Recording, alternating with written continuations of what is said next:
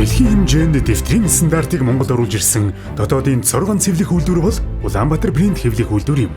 Дэлхийд тэргүүлэгч Япон, Америк, Герман, Солонгосын тоног төхөөрөмж, цаас, хэвлэлийн материалыг үйлдвэрлэлийн шат дамжлага бүхэнд хэрэглэж, хариуцлагыг өндөрсгөж чадсанаар Хятад Солонгосын үйлдвэрлэгчидтэй өрсөлдөж чадах үйс хэвлэмэл бүтээгдэхүүнийг дотоодод үйлдвэрлэж, импортыг орлож амжилттай ажиллаж байна.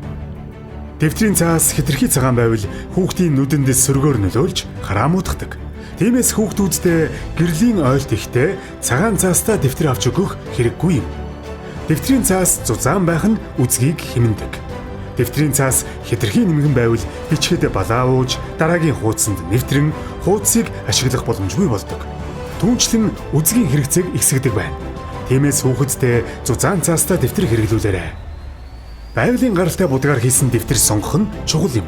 Манай улсад Польш болон Хятад улсаас дэвтэр их хэмжээгээр орж ирдэг. Зарим шин дэвтрийн хуудсыг нээнгүүд дотор муухайрч толгоовддог. Энэ нь тухайн дэвтэрт химийн бодистой будаг орсныг илэрхийлж байгаа юм. Тиймээс дэвтэр авахдаа хуудсыг нь эргүүлж үзэн жижиг буртаг, эвгүй үнэр зэргийг нь шалгах нь чухал юм.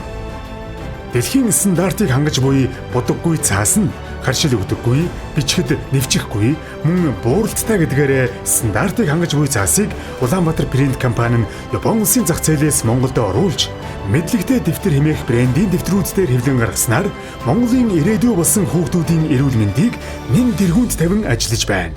Мэдлэгтэй дэвтэр брендийн дэвтрүүд нь мэдлэг олгодог гэдгээрээ Монгол хүүхэд бүрд хэдийнэ танигдаад эхэлсэн билээ.